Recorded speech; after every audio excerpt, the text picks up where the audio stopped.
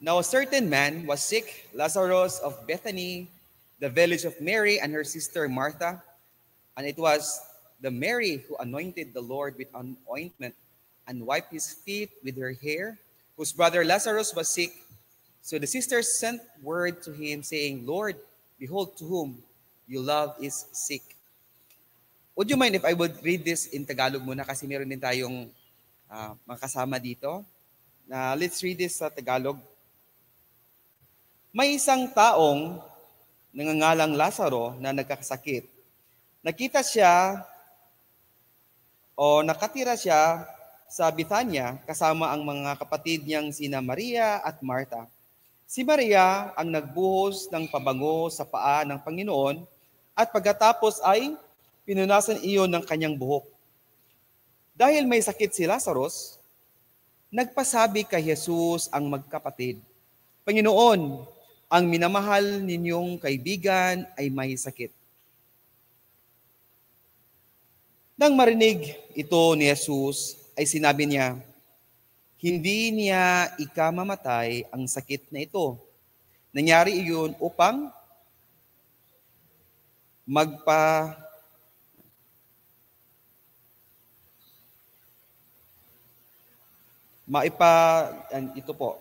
upang maipatanghal ang Diyos at sa pamagitan nito'y mapapangalan ang anak ng Diyos. Mahal ni Jesus ang magkakapatid na Marta at Maria at Lazarus. Gayunpamay, nagpalipas pa siya doon ng 2 araw mula nung mabalitaang may sakit si Lazaro. Pagkatapos nito, sinabi niya sa kanyang mga alagad, magbalik tayo sa Judea. Verse 8. Sumagot ang mga alagad, Rabbi, hindi po ba't kamakailan lamang ay pinagtatangkaan kayong batuhin ng mga tao? Bakit papunta na naman kayo doon? Sinabi ni Jesus, hindi ba't may 12 oras sa maghapon? Hindi matitisod ang lumalakad kung umaga sapagkat nakikita niya ang nagbibigay liwanag sa daigdig na ito. Verse 10, subalit natitisod ang lumalakad kung gabi sapagkat wala na siyang liwanag.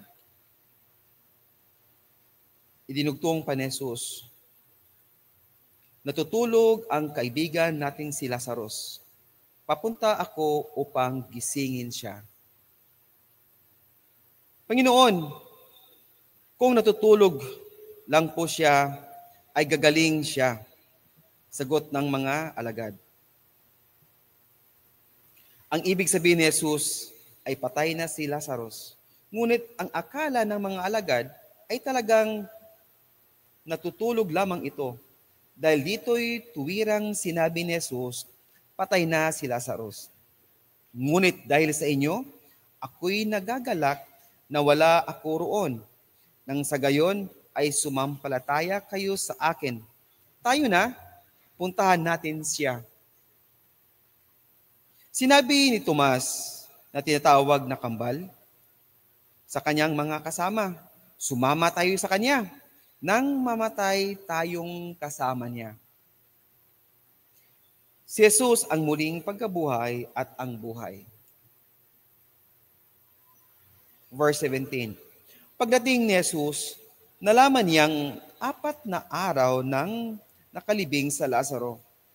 May 3 kilometro lamang ang layo ng Jerusalem sa Bethania. At maraming Hudeo ang dumalaw kina Marta at Maria upang makiramay sa pagkamatay ng kanilang kapatid. Nang mabalitaan ni Marta na dumarating si Jesus, sinalubong niya ito, ngunit si Maria na may naiwan sa bahay. Sinabi ni Marta, Panginoon, kung narito po kayo, hindi sana namatay ang kapatid ko. Subalit alam kong kahit ngayon ipagkakaloob sa inyo ng Diyos ang anumang hingi ninyo sa Kanya. Muling mabubuhay ang iyong kapatid, sabi ni Jesus. Sumagot si Marta, alam ko pong siya ay mabubuhay muli sa huling araw.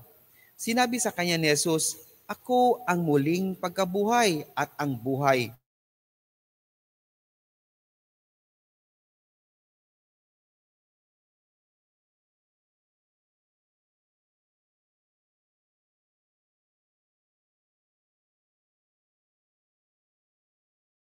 Naniniwala ka ba sa sinabi ko?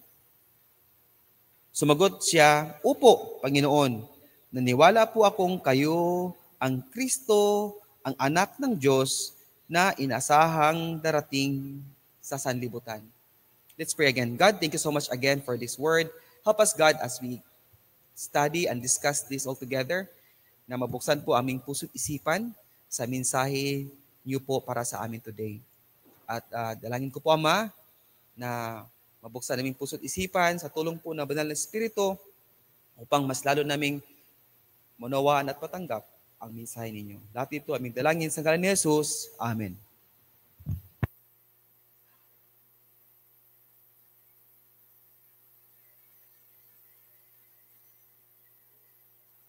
Have discussions among ourselves. So I also prepared some questions here. Sabi dito, binanggit dito sa first 3 verses na itong tatlong magkakapatid ay mahal ni Jesus. At nagkataon na nagkasakit itong kapatid ng lalaki na si Lazarus, kaya nagpasabi po ang dalawang magkapatid kay Jesus na kung maaari ay puntahan ni Jesus si Lazarus upang pagalingin. And we know for a fact that people have already witnessed the miracles that Jesus did in the communities. Sa katunayan, during this time, marami na pong sumusunod kay Jesus. At hindi lang po ilan, kundi crowds talaga kasi they wanted to see miracles happening. They wanted to see healings. And at the same time, sila din mismo yung lumalapit kay Jesus, may mga pangangailangan din sila kay Jesus. And this time, ang dalawang magkakapatid, because they are distant, they asked Jesus Christ to come. Kaya, sabi na, when Jesus heard this, he said, this sickness is not meant for death, but is for the glory of God, so that the Son of God may be glorified by it. Now, Jesus loved Martha and her sister Lazarus. And her sister and Lazarus. So when he heard that he was sick, he then stayed 2 days longer the place where he was. Then after this, he said to the disciples, let's go to Judea again. The disciples said to him, Rabbi, the Jews were just now seeking to stone you, and yet you're going there again? Jesus replied, are there not 12 hours in the day? If anyone walks during the day, he does not stumble because he sees the light of this world. But if anyone walks during the night, he stumbles because the light is not in him. So Jesus said to them plainly, Lazarus died, and I am glad for your sakes that I was not there, so that you may believe. But let's go to him. Therefore, Thomas, who was called Didymus, said to his fellow disciples, let us also go, so that we may die with him. So when Jesus came, he found that he had already been in the tomb for days. Now, Bethany was near Jerusalem, about 15 stadia or 30 kilometers, and many of the Jews had come to Martha and Mary to comfort them. So then Martha, when she heard that Jesus was coming, she get up, went to meet him, but Mary stayed in the home or in their house. So Martha then said to Jesus, Lord, if you had been here, my brother would not have died. Even now I know that whatever you ask of God, God will give you. Jesus said to her, your brother will rise from the dead. Martha said to him, I know that he will rise in the resurrection on the last day. Jesus said to her, I am the resurrection and the life, and the one who believes in me will live, even if he dies. And everyone who lives and believes in me will never die. Do you believe this? She said to him, yes, Lord, I have come to believe that you are the Christ, the Son of God, and he who comes into the world. So this time, let's have some discussions. If you have some questions, you may also ask. because I have prepared some questions for us to have discussions. Pwede po tayo, okay, you have the microphone, Brad, no? Sige lang po, mas mainam sana kung mayroong discussion, but hopefully, next time po, let's have a small group for our discussion. But this time, tingnan natin dito. Ito pong verse 8 po. The disciples said to him, Rabbi, the Jews were just now seeking to stone you, and yet you are going there again. Tanong dito, why Jesus Christ is not concerned about the threat from the Jews? Ano bang threat na meron si Jesus this time? Attorney Ching, what do we know? Sister Tess, Brother Fred, ano yung ano? Yeah, sige lang po. Narinig ka dito, sis? Sige lang po. Ano pa? Ano pa yung mas threatening pa kaysa sa persecution? Yes, you know. And that's right. So, ang tanong ngayon, hindi ba siya concerned na may papatay sa kanya? Hindi ba naging concerned si Jesus, Brother Fred?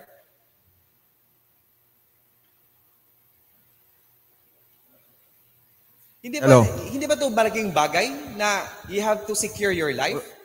Well, I believe siyempre meron din konting apprehension si Panginoon, no, sa mga threat sa kanya. Pero I think ano siya mayroon siyang close relationship with that three siblings eh. Kasi pag may nabasa ko doon na Jesus whom sabi doon na pumunta si Jesus doon dahil mahal niya si Lazarus. In other words, parang meron silang relationship, special relationship, close sila. So normal naman din yan kahit sa tao minsan kahit may konting threat dyan dahil mahal mo yung tao babalikan mo Parang marami na kahit sa ating pang-araw-araw kahit alam mo idakpan ka o i-arrest ka uuwi ka pa rin So ganun din siguro yun dyan na dahil kaibigan ni Jesucristo yung tatlong magkakapatid at namatay nga yung isang kapatid nila, so mas binigay niya priority yun yung kanyang kaibigan. So okay. Kung threat, may threat. Alam niya may threat Alright. So, dito lang to, I have to go around. So ngayon, acceptable ba yung concern ng mga disciples o hindi? Yung concerns nila na may threat, papatayin ka. Ano yan? Legit ba yan na concern?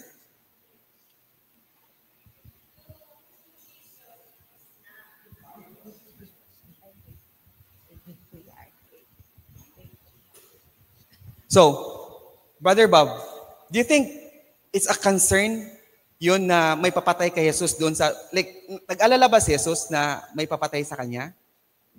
Hindi. No, di ba? Kayo, Sister Tess, is it legit ba yung concern ng mga, pero bakit hindi concern si Jesus? Bakit parang hindi siya natatakot na someone will try to harm him? We will know the answer. I'll answer. Why Jesus Christ is not concerned about the threat from the Jews? Sabi ni Jesus Christ, there is 12 hours every hour in the day, and there is also 12 hours an hour in the night. Why should we going there when those people as against us, like the Sadducees, the wrong prophets? So we must live here in this place in daylight, not in daylight, but in and in night day. That is because in 12 hours there is time, an hour of every 12 hours. So we must live at night, not in the daylight. Thank you, thank you. So ngayon, actually, this is a really catchy na tanong. Of course, natatakot. Sino bang hindi matatakot mamatay? Pero I also would like to instill in our mind and in our hearts, ano yung confidence ni Jesus? Bakit hindi ako matatakot na mamatay? And the answer will lie later on. Kaya, ano natin dito? So next one is, sa verse 9 and 10, yun nga, pinag-usapan natin dito daw, no? What does Jesus meant that he does not stumble because he sees the light of this world? At saka, one will stumble if he walks in the night because the light is not in him. Ano kayo itong mga talinghagang sinasabi ni Jesus? That will also help us to appreciate him even more. Ano kaya yung, dito, no, yung gustong ipaabot ni Jesus? Na huwag kayong mag-alala, bakit tayo matakot na babatuhin doon o huhulihin? Di ba may 12 oras naman ang araw? At kapag nasa pag-araw, we will not stumble because he sees the light of this world. Ibig sabihin siguro dito, sino ba ang light of this world? Jesus Christ. Sabi na, huwag kang mag-alala kasi pag araw pa, no one can harm us. Siguro pag gabi, if the light is not in you, of course, you will have to be worried about your life. Ganun yun eh. So ngayon, dito tayo sa next na verse. So Jesus then said to them plainly, Lazarus died, and I'm glad for your sakes that I was not there. What else do we learn from the statement of Thomas? Okay, let us also go. Para mamatay din tayo kasama ni Jesus. Ano kaya yung statement na meron pa dito si Thomas? And then what is the main desire sana for Jesus Christ to see from His disciples? Ano kaya yung mga underlining pa na mga motives dito, Brad? Sis?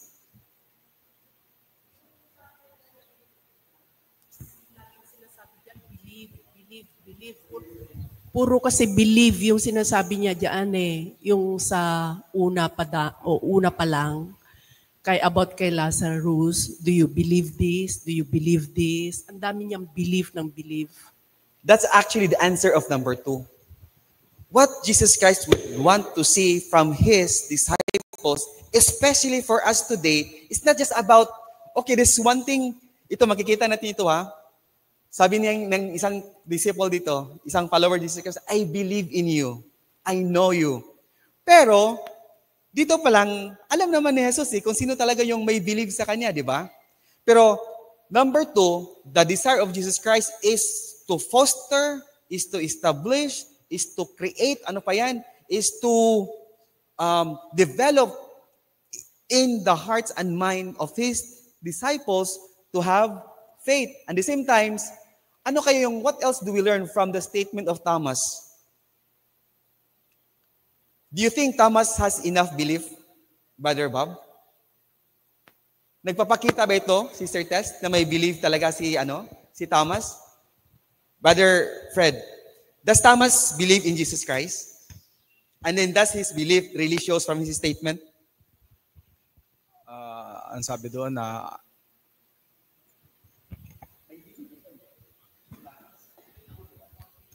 you may believe. And I'm glad for your sake that it was not there, so that you may believe. So from that statement, Thomas believed. And as a matter of fact, the book of John, ang objective dyan, so that we may believe that God is the Son of God, the Messiah. So in that case, from that verse 15, ang sabi ni and I am glad for your sakes that I was not there, so that you may believe, sabi niya. So, hindi kailangan na nandun si Thomas para maniwala sila. si Jesus himself, nandun na mismo. Yun nga ang objective ng Book of John. Yeah, thank you for sharing. Actually, nakakatawa kasi even before, when Jesus Christ was feeding the 5,000 with just ilang loaf of breads lang yun, that made the 5,000 men, na may 12 baskets pa na natira. These people, they would say, yes, I believe you, Lord. Ngayon, sabi ng mga disciples, yes, we believe you. Pero ang statement ni Thomas, yes, Lord, we also believe that we will die. Ganun ito Yes, we believe that you are the Son of God. Yes, we believe that you are the Messiah. But we also believe na nanganganib ang buhay namin at pwede tayong mamatay ngayon. Kaya, si Jesus talaga, nakikita niya mga disciples niya na yes, you know me, you may believe me, but at the same times, you also believe na manganganib pa rin ang buhay niyo. Ngayon, dito sa next natin na part, sa 21 naman, verse 21, Sister Tess, tingnan natin. Lord, if you had been here, my brother would not have died. Ano yung mga accounts na maalala natin na kahit, tanong ko pala, can Jesus Christ only heal pag harap-harapan tayo? Or He can also heal from the distance? Ano yung account, sis, na maalala mo, sis, na kaya magpagaling ni Jesus kahit hindi tayo magkaharap? Any accounts? Any accounts? Katong yung slave ng centurion, sabi niya, may sakit yung yung tauhan ko. Sige, I will go. Sabi niya, no, you don't have to go to my place because I don't deserve you to be in my place. Just tell that he will be healed and it shall be done. And there are many more. The Syrophoenician woman, may sakit yung anak niya. Di ba? Sabi niya, please Lord, pagalingin mo yung anak ko na sa amin. Di ba? Sabi ni Jesus, di ba yan? Di ba unahin ko muna yung mga anak ko? Anak ni, di ba, sa mga Israelites muna? Kayo, Gentiles kayo Pero sabi naman ng woman, yes Lord, I believe. Pero in other way, yes, priority mo yung mga kayo mga Jewish.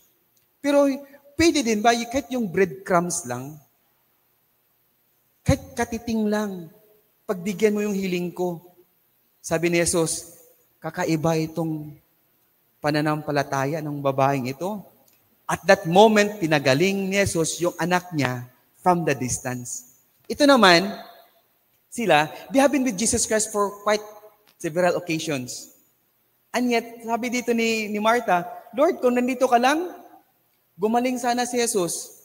Kaya ang tanong ko nga sis, Brad, di ba nagpadala sila ng tao kay Jesus just to tell Jesus Christ na may sakit si Lazarus, di ba?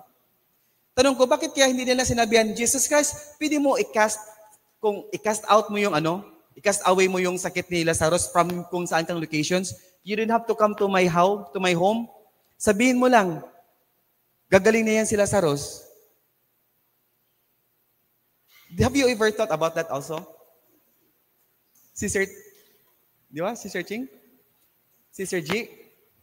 Kailangan ba talaga ni Jesus na nandyan lagi sa atin para pagalingin niya? Or He can do anything, anytime, to anyone?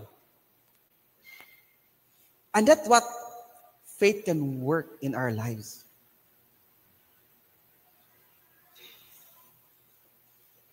It's just a matter of having faith. Faith na sabi, hindi katulad kay Didymos, kay Thomas, sabi na, oh yeah, naniniwala kami. Na walang imposible sa'yo, pero maniniwala din kami na mapapahamak tayo. But anyway, so, ito pa lang, makikita natin na it's not an issue na malayo ka o malapit ka, kaya tayong pagalingin. Kaya ang pagalingin ni Jesus yung mga tao doon. Kaya dito ngayon, Jesus said to her, your brother will rise from the dead. Martha said to him, I know that he will rise in the resurrection on the last day. Was Martha's nagdemonstrate ba si Martha ng totoong faith? Tanong ko, tama ang sagot ni Martha, Attorney Ching? Hindi. Tama ang sagot na hindi. I know that he will, sabi ni Jesus, don't worry. Namatay na si Lazarus, di ba? Pero sabi niya, don't worry. Your brother will rise from the dead. Ang sagot ni Martha, yes, I believe that he will rise later. He will rise in the future. Tama naman dago. Pero, ano kayang gustong i-prove ni Jesus Christ? Yung makikita ng mga tao, yun yung parang pinapakita dyan ni Jesus. Ang isipan naman ni Martha is that days to come. Ito naman, ito yung present naman ang sinasabi ni Jesus. May I ask, can we equivalent knowledge and faith? Pwede ba? Bakit po? Bakit iba ang knowledge, iba ang faith? Yung faith kasi, that is yung conviction mo. Pero yung knowledge, like si Martha, she knows na that will happen. Pero hindi niya iniisip na pwedeng right at that time, pwedeng buhayin yung brother niya. So that's faith. Di ba? Ito yung purpose talaga ni Jesus Christ eh. Ang gusto ni Jesus Christ, not just to demonstrate kung anong siyang powerful. Needless to say. Bakit? God naman siya, di ba? Pero ang gusto niya, gusto niya na totoo kang maniwala sa Kanya. Sa power, sa kakayahan niya. We believe that there is sun. We believe that there is moon. And there are these things. Pero, yung knowledge na yan, nakakatulong ba yan sa atin? Hindi lang naman eh. Kasi, we may all know God, but we may not all believe about Jesus Christ.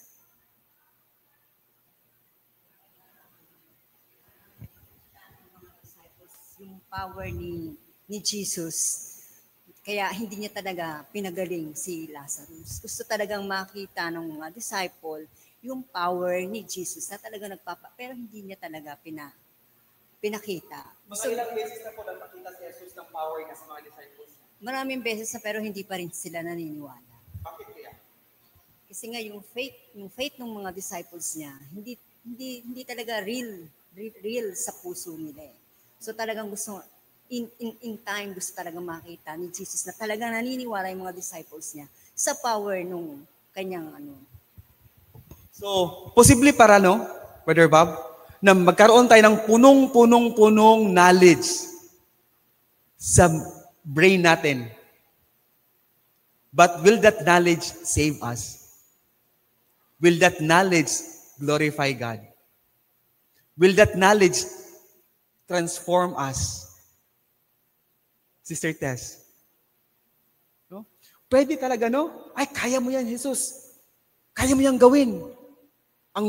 Dito pa nga, yung bulag mula sa pagkabata. In chapter 6, di ba? O yung 8. Sabi ng nanay, alam ko, inborn siya na bulag.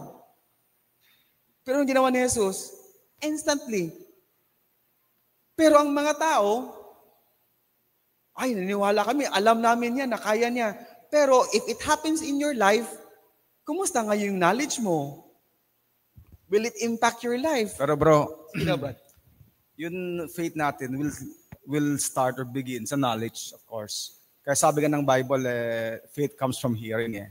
So when you learn and you come to know about anything, something, or hears kay Jesus Cristo, doon nagsisimula ang faith mo. Yun faith by hearing. And then from there, what will convince you, yun na yun. Kasi sabi na, yung conviction mo nga. Yung faith mo na, doon ma-develop yun. So, pero it will start sa knowing, siyempre. How can you have faith in something you do not know? Di ba? So, nag-start sa knowledge din. Totoo. it will also start na knowledge na pwede mong lumakad sa ibabaw ng tubig. Pwede rin, di ba? Niniwala ka ba? Yeah, kaya kong lumakad. Pero somehow we need to act on our knowledge. We have to take actions on our knowledge. Kasi bro, sa knowledge, siyempre, from the knowledge, dapat na intindihan mo, understanding. And then, para maging real ang faith mo, obedience ang importante na dyan. Obedience. That will manifest yung faith mo through obedience. Yeah. Can I just share to you, may 5 minutes pa naman tayo, story lang about yung knowledge ba? Sa piryahan, mayroon pong may dalawang poste na may malaking, may matibay na wire na kinabit from one poste to another poste. And then, ang ginawa ng nasa piryahan, may nagdala ng bike. So, tinanong niyang crowd, sino naniniwala sa akin na kaya kong tumawid from this poste sa kabilang poste through this wire? So, anong sabi ng mga tao? Niniwala kami, sabi ng taga-piryahan. Sige, itaasin yung kamay nyo. So, tinaasin din nila. So, ngayon, tinawid niya. Palakpakan yung mga tao. Sabi niya, sino ngayon ang maniniwala sa akin na kaya kong bumalik sa kabilang poste? Tumawid ulit ako dito sa wire. Itaas muli ang mga kamay. Yung mga tao, nagsitaasan ulit ng mga kamay, sis, Brad. At nakatawid sa muli, Brad. At tuwang-tuwa yung mga tao kasi entertainment eh. Ngayon, sabi niya, pangatlong beses, nagawa ko na sa 2 beses. Ngayon, pangatlong beses, sa tingin niyo, pinat ko na lang itong balikan ko itong kabilang, babalik ko sa kabila. Sabi naman tao, ay oo naman, nagawa mo ng 2 beses eh. So, itaas yung kamay kung sino yung naniniwala. Taas yung mga kamay. Ngayon, sabi na, yung nagtaas ng kailang mga kamay, sakay kayo sa likuran ko. And what will you expect?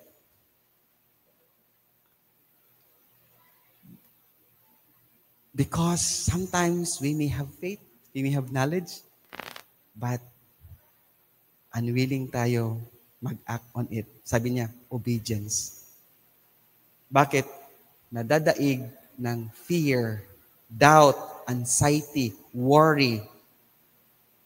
Yung power na meron sana tayo, yung pananampalataya.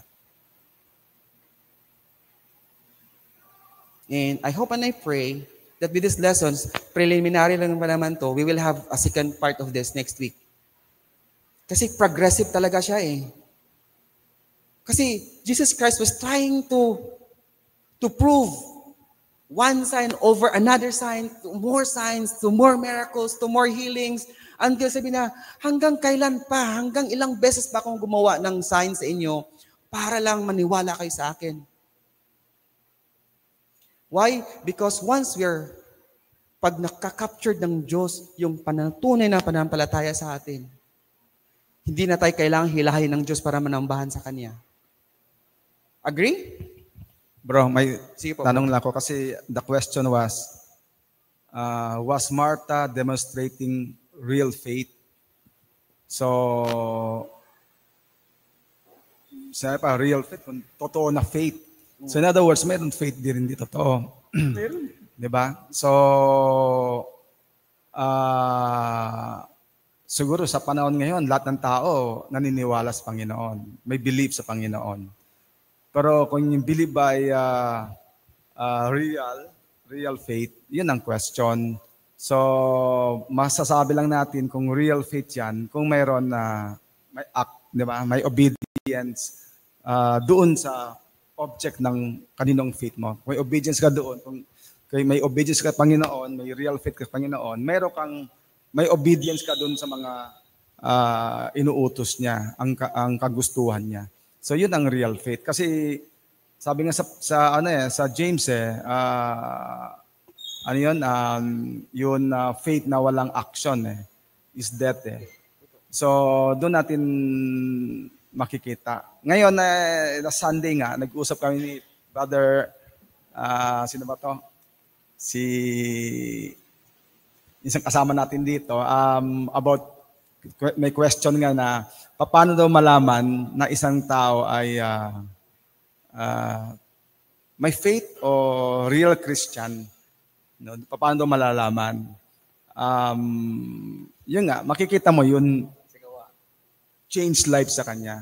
Itong dating buhay niya, ganito, itong buhay niya ngayon, sumusunod na sa mga gusto ng Panginoon. Yun ang doon natin masasabi na yan ay tunay na Kristiyano, tunay na naniniwala sa Panginoon, tunay na mayroong real faith. Kung mayroon siyang change lives na lives na that pleases the Lord. Actually, God is so happy to see us trying to ponder. Because the deeper you dig in your hearts, in your mind, the more you question yourself, Lord, am I really demonstrating a life of faith? Kaya tanong dito ngayon, was Jesus Christ satisfied to Martha's confession? What do you think? Satisfied kaya si Jesus? In terms of yung knowledge ni Martha, I think Jesus was satisfied. Pero in terms siguro of faith na kaya niyang buhayin yung brother ni Martha, I don't think Jesus was satisfied. Pero hindi rin siguro naisip ni Martha na Jesus was referring to nabubuhayin si Lazarus at that particular time. So, hindi siya naniniwala na mabubuhay. Hindi niya, not that hindi siya naniniwala, hindi siguro niya naisip. I'm not sure. Hindi niya lang naisip siguro. Kasi wala pa sila nakitang ganong...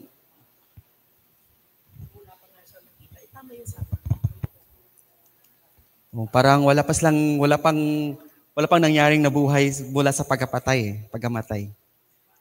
That could be. Then did Martha actually understand the statement of Jesus Christ? No, kung wala, ganun din ang sagot.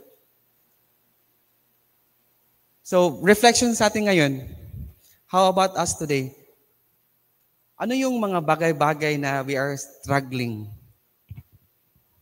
today to really prove that as Brother Ives?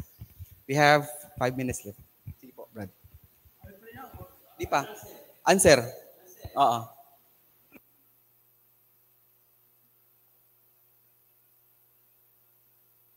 Teka. Satisfied to Martha's confession? Yes, of course. Kasi nung papalapit na si Jesus Christ, sabi ni Martha, Lord, kung nandito ka lang, my brother will not die. You understand that?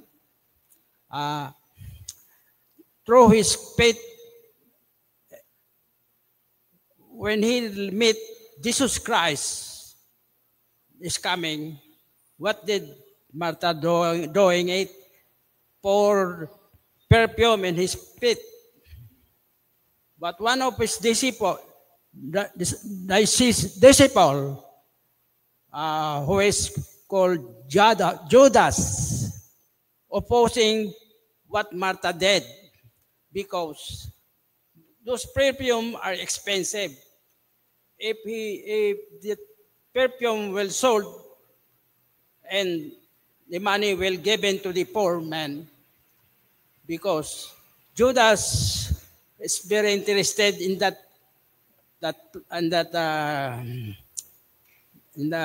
occasion, because Judas is a thief. He wants the money to be given to him. I think that's all. All right. Thank you. Palaban talaga itong 90-year-old na kapatid natin, no? And ganun talaga. As we, of course, no, every day we get older and older, we also pray that our knowledge and our faith will get also stronger and grow. Ano yun, sis? So, ngayon, let's continue our Bible study. We will have a part 2 of this next week. No? If may gusto pa bang may pahabol? Gusto pang may idagdag? Any clarifications or any reflection before we'll ask everyone for our closing prayer? So kung wala na po, may God bless us and help us to understand and grow more in our knowledge and also in our faith in the Son, Jesus Christ. Okay, let's prayer na po tayo.